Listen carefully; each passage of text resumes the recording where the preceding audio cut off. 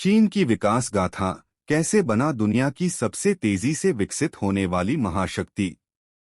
शुरुआत हुक।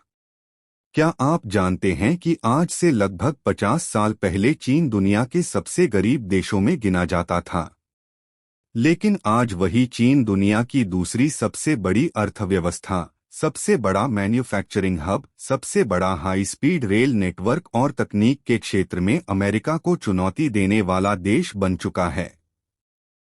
आखिर ऐसा क्या हुआ कि चीन ने इतनी तेजी से विकास किया? आइए जानते हैं। अध्याय 1, 1949 से पहले और उसके बाद। 1949 में गृहयुद्ध के बाद माओ जेडोंग के नेतृत्व में पीपुल्स रिपब्लिक ऑफ चाइना की स्थापना हुई। उस समय देश की अधिकांश आबादी गरीब थी, उद्योग सीमित थे और कृषि पर निर्भरता बहुत अधिक थी। सरकार ने बड़े उद्योगों और कृषि पर नियंत्रण स्थापित किया। शुरुआती वर्षों में औद्योगिकीकरण का प्रयास हुआ, लेकिन कई नीतियां अपेक्षित परिणाम नहीं दे सकीं। इससे देश को आर्थिक कठिनाइयों का सामना भी करना पड़ा। अध्याय 2, बदलाव की शुरुआत। 1978 1978 में देंग शियाओपिंग ने चीन की अर्थव्यवस्था में ऐतिहासिक बदलाव किए। उन्होंने दुनिया के लिए चीन के दरवाजे खोले, विदेशी निवेश को प्रोत्साहित किया और विशेष आर्थिक क्षेत्र सेस स्थापित किए। विदेशी कंपनियां चीन में कारखाने लगाने लगीं। कम लागत, विशाल श्रमिक शक्ति और सरकारी समर्थन के कारण चीन दुनिया का सबसे बड़ा विनिर्माण केंद्र बन गया। इलेक्ट्रॉनिक्स, कपड़े, खिलौने, मशीनें और मोबाइल फोन जैसी लाखों वस्तुएं चीन में बनने लगीं और पूरी दुनिया में निर्यात होने लगीं। अध्याय 3, बुनियादी ढांचे का चमत्कार। चीन ने विकास का आधार मजबूत इंफ्रास्ट्रक्चर को बनाया। सरकार ने लाखों किलोमीटर सड़कें बनाई, आधुनिक बंदरगाह विकसित किए, विशाल हवाई अड्डे बनाए और दुनिया का सबसे बड़ा हाई स्पीड रेल नेटवर्क तैयार किया। आज चीन के कई शहर अत्याधुनिक स्मार्ट सिटी के रूप में विकसित हो चुके हैं। यही कारण है कि चीन में किसी भी उत्पाद को कम समय और कम लागत में पूरे देश या विदेश तक पहुंचाया जा सकता है। अध्याय 4, शी जिनपिंग का नेतृत्व। 2013 में शी जिनपिंग चीन के सर्वोच्च नेता बने। उनके नेतृत्व में चीन ने कई बड़े लक्ष्य तय किए।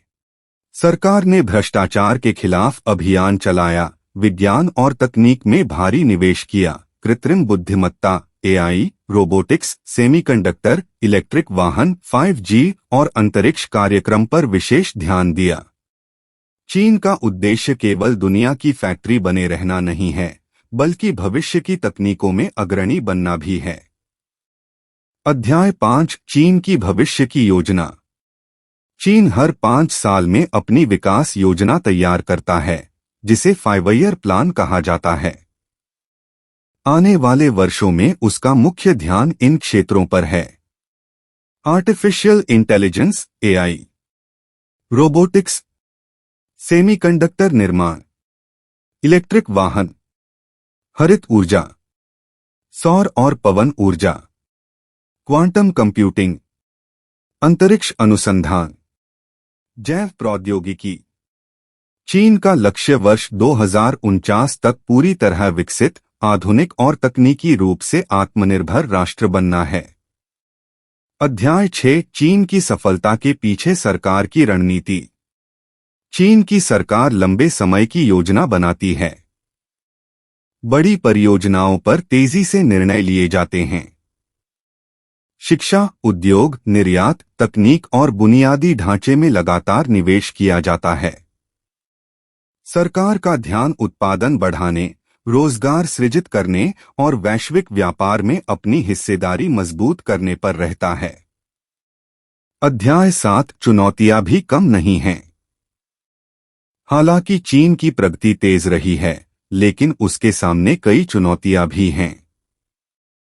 जनसंख्या की उम्र बढ़ना, जन्म दर में गिरावट, आर्थिक विकास की गति धीमी होना, रियल एस्टेट क्षेत्र की समस्याएं, बढ़ती वैश्विक प्रतिस्पर्धा। कुछ देशों के साथ व्यापार और तकनीकी तनाव। इन चुनौतियों से निपटने के लिए चीन नवाचार, घरेलू खपत और उच्च गुणवत्ता वाले विकास पर जोर दे रहा है।